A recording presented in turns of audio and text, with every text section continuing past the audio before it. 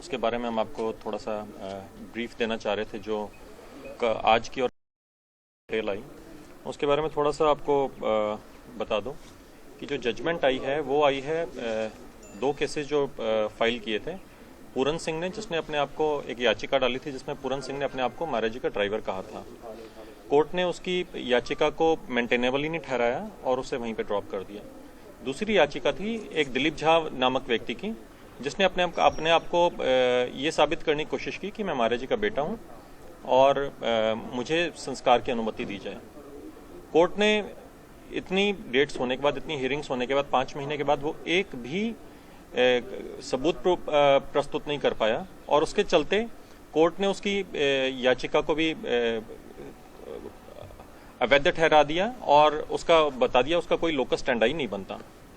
और जहां तक जो ऑर्डर है कि 15 दिन के अंदर जो कमीशन के कोर्ट ने ऑर्डर दिया और वो किया, वो ऑर्डर अभी तक, वो ऑर्डर एक्चुअली उसकी डिसीजन पे ही नहीं हुई है। इसलिए अब हम आगे हायर कोर्ट में डबल बेंच पे जाएंगे, हाई कोर्ट में, और वहां पे हम अपनी अपील करेंगे। और बहुत सारे रास्ते हैं, एक लीगल फाइट है जो चलेगी और हम उसमें अपनी बात को रखेंगे और हमें पूरी उम्मीद है कि कोर्ट हमारी बात को सुनेगा। ठीक है। दूसरी बात, जहां तक बात की गई है कि कोर्ट संस्था में बहुत ज्यादा मसल पावर दिखा रही है, संस्था में बहुत सारे लोग बुला लिए गए, यूथ बुला लिया गया, ऐसा कहीं भी कुछ नहीं हुआ है। जितना यूथ आज है यहाँ पे, ये यूथ 2002 से है यहाँ पे।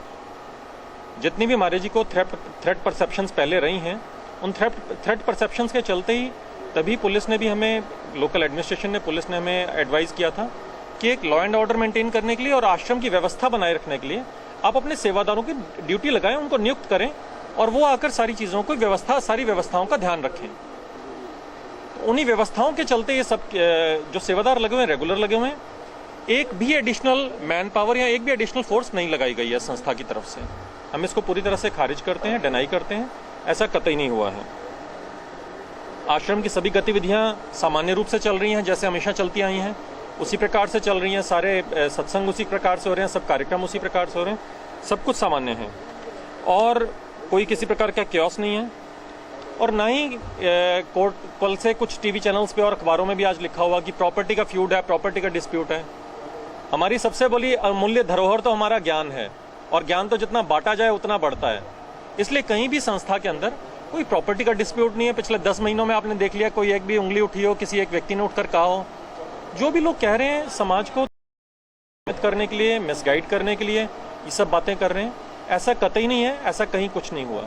इसलिए हमारा आप सबसे सक्सेशन और प्रॉपर्टी का कोई भी ऐसा वो नहीं है हमारे अंदर, कोई भी किसी भी प्रकार का।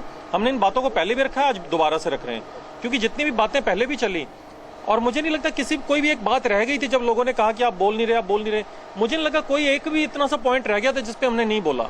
हम सभी पॉइंट्स पे पहले भी बोल चुके हैं, आज फिर आपके सामने आकर बोल रहे हैं कि किसी प्रकार का कोई विद इन ऑर्गेनाइजेशन कोई डिस्प्यूट नहीं है। Within organisation, the organisation is very much nation building organisation.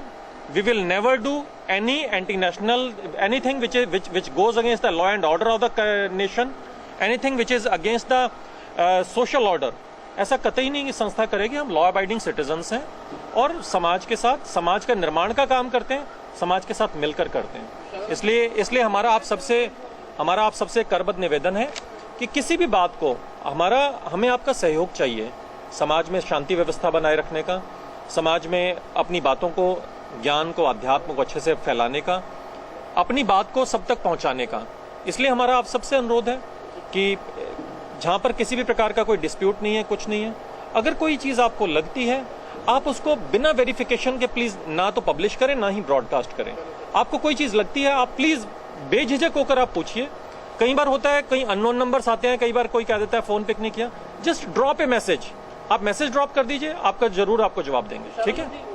आप पर्सनल कोई हो तो आप व्यक्तिगत रूप से पूछ लें। सवाल ये है कि हाई कोर्ट में प्रूव हो गया है कि महाराज इस दुनिया में नहीं है, लेकिन आप कह रहे हैं कि वो समाधि में है, तो इसका क्या आप तर्क देना चाहते हैं? हाई कोर्ट में ऐसा कुछ प्रूव नहीं हुआ। हाई कोर्ट में एक जो एफिडेविट दायर किया गया था कि क्लिनिकली डेड हैं। क्लिनिकली डेड का मतलब ये नहीं होता कि वो समाधि में नहीं है। समाधि की व्यवस्था के बारे में पहले बहुत डिबेट्स हो चुकी हैं, बहुत बार हम अपनी बात को रख चुके हैं कि हमारे शरीर में स्थूल शरीर, कारण शरीर और सूक्ष्म शरीर होता है। सूक्ष्म शरीर जब निकल जाता है तो वो समाधि है, और उसी वैसी ही अवस्था मृत्यु की भी होती है। परंतु महापुरुष, हमारा देश ऋषि मुनि योगियों का देश है। ऐसे अनेकों महापुरुष हैं जो अपने शरीर से निकलने के बाद पुनः अपनी देह में वापस आ गए। सर, ओवरऑल ऑब्जर्वेशन जो थी कोर्ट की, ओवरऑल ऑब्जर्वेशन जो कोर्ट की थी, I think